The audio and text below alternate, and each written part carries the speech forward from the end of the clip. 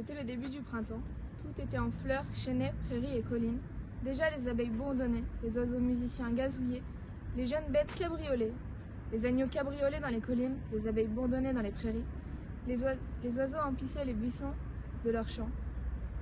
Partout, c'était le renouveau, et eux, tendres et jeunes, imitaient ce qu'ils entendaient et voyaient.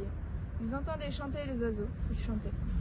Ils voyaient les agneaux cabrioler, ils bondissaient avec légèreté, et, imitant les abeilles, ils cueillaient des fleurs de ci de là pour les déposer dans le creux de leur tunique ou en tresser des petites couronnes qu'ils allaient offrir aux nymphes.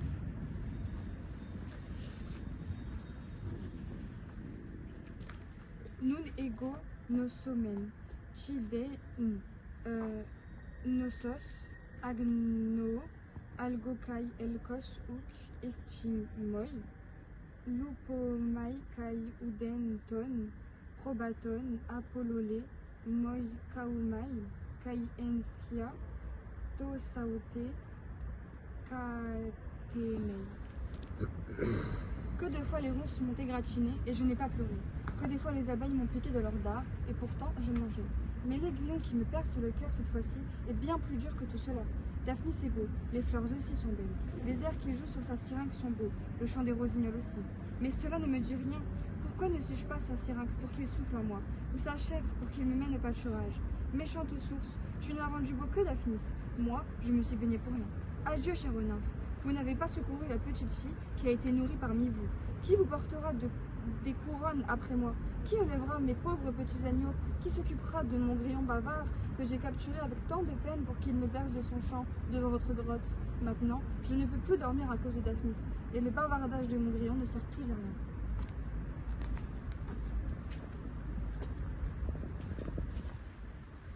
Ainsi se fait Chloé. Ainsi parlait-elle, cherchant à nommer l'amour. Dorcon, le boufflier qui avait tiré Daphnis et son bouc de leur fosse, jeune homme à la barbe naissante et qui connaissait de l'amour et les choses et les mots, était depuis ce fameux jour amoureux de Chloé. Et les jours qui passaient ne faisaient qu'attiser son ardeur. Sans se soucier de Daphnis, qu'il considérait comme un enfant, il résolut de parvenir à ses fins, par des cadeaux ou par la force. Il commença par leur apporter des cadeaux. Pour Daphnis, un syrinx de bouvier composé de 9 roseaux liés ensemble par des pièces de bronze en guise de cire, et, pour Chloé, une peau de faon pareille à celle de Bacchante, dont les poils, de plusieurs couleurs, semblaient avoir été peintes.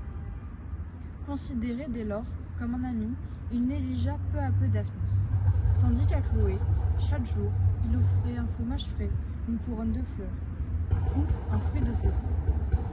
Il lui apporta même, une fois, un petit veau, un bol incrusté d'or et des oisillons qu'il avait dénichés par-delà les collines.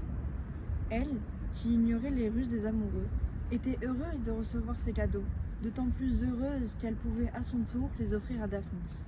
Jusqu'au jour où, car il fallait bien que Daphnis, lui aussi, s'initie aux choses de l'amour, Dorcon et lui se disputèrent au sujet de leur beauté.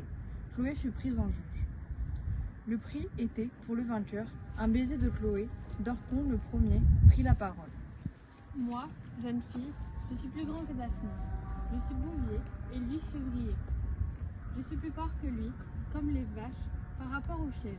Je suis blanc comme le lait, et d'un blond roux comme le blé juste avant la moisson.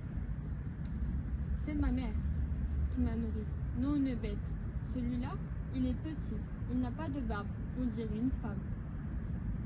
Il est noir, comme un loup. Il garde les boucs et sent horriblement mauvais. Et il est si pauvre qu'il ne peut même pas nourrir un chien. Et si, comme on le dit, c'est une chèvre qui lui a donné son lait, il n'y a aucune différence entre lui et les chevaux. Tels furent les propos de Dorcon, et d'autres du même style. Quand il eut fini, Daphnis répliqua. Lui, c'est une chèvre qui m'a nourri. Oui, c'est une chèvre qui m'a nourri, comme Zeus. Les boucs que je garde sont plus gros que ces vaches. Je n'en ai pas du tout l'odeur, pas plus que Pan, qui pourtant est presque bouc. Je me satisfais de fromage, de pain cuit à la broche et de vin clairet, tout comme les riches paysans. Je n'ai pas de barbe, Dionysos non plus. J'ai les cheveux noirs comme Hyacinthe. Dionysos l'emporte sur les satyres et l'Hyacinthe sur le lys. Lui, là, il est roux comme un renard. Il porte une barbiche comme un bouc. Il est blanc comme une femme de la ville. Le baiser que tu dois donner, s'il est pour moi, sera sur la bouche. Mais pour lui, ce sera sur les poils de sa barbe. Souviens-toi aussi, jeune fille, qu'une brebis t'a nourrie et tu n'en es pas moins belle. Chloé n'attendit pas davantage. Ce compliment lui fit plaisir et, comme elle désirait depuis longtemps embrasser Daphnis, elle courut lui donner un baiser. Tout simple, certes, sans art, mais bien capable d'embrasser une arme. Dorcon, vexé, disparut en vitesse, réfléchissant à un autre moyen de satisfaire son amour. Daphnis, lui, comme s'il avait reçu non pas un baiser mais une morsure, ne tarda pas à s'assombrir. Souvent, il respirait profondément pour contenir ses battements de cœur. Il voulait regarder Chloé, mais quand il la regardait, il sentait le rouge lui monter aux joues. Il remarqua pour la première fois que ses cheveux étaient blonds, qu'elle avait de grands yeux comme une génisse et que son visage était vraiment plus blanc que le lait de ses chèvres. C'était comme si ses yeux s'ouvraient pour la première fois, comme si jusque-là, il avait été aveugle. Il ne mangeait plus, se contentait de goûter à la nourriture. Si on le forçait à boire, il devait juste de quoi se mouiller la bouche. Il restait silencieux, lui qui auparavant était plus bavard que les grillons. Il ne faisait plus rien, alors qu'il remuait auparavant encore plus que ses chèvres. Même son troupeau restait sans soin. Il avait laissé tomber sa syrinx, son visage était plus jaune que l'herbe en été. Il ne bavardait qu'avec Chloé, et si d'aventure il se trouvait seul, loin d'elle, voici ce qu'il ratiocinait en lui-même. Pourquoi le baiser de Chloé me tourmente-t-il ainsi? Ses lèvres sont plus délicates que les roses, et sa bouche plus douce qu'un rayon de miel, mais son baiser est plus dur que le dard d'une abeille. J'ai souvent donné des baisers aux chevreaux, j'ai souvent donné des baisers aux petits chiens nouveau-nés, et même aux veaux que Dorcon a donné. Mais ce baiser est différent. Ma respiration est saccadée, mon cœur bondit, mon âme se consume, et en même temps j'en ai encore envie. Oh maudite victoire, oh mal inconnu, dont je ne sais même pas dire le nom. Chloé aurait-elle pris quelques poisons avant de me donner ce baiser? Mais comment n'est-elle pas morte? Tous les rossignols chantent et ma syrinx se tait. Tous les chevaux cabriolent et moi, je reste assis. Toutes les fleurs s'épanouissent et je ne tresse pas de couronne. Les violettes et les hyacinthes fleurissent et Daphnis se flétrit. Dorcon ne va-t-il paraître plus beau que moi? Ainsi souffrait, ainsi paraît le brave Daphnis, qui goûtait pour la première fois aux choses et aux mots de l'amour.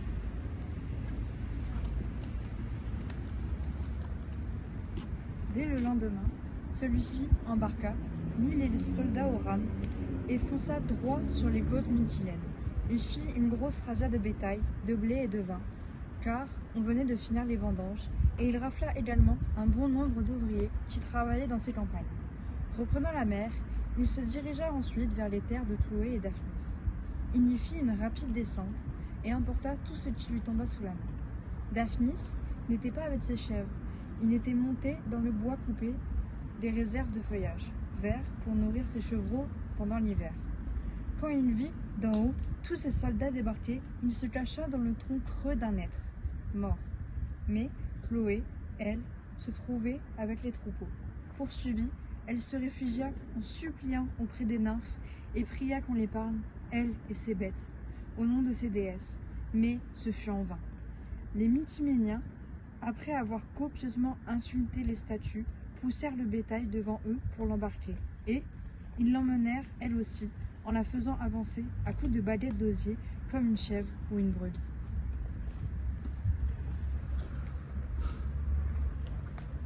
Puis, comme il faisait une belle journée, Dionysophanès s'y arrangeait sur place, devant la grotte, des lits de feuillage vert, et il invita tous les voisins à y prendre place pour un repas somptueux.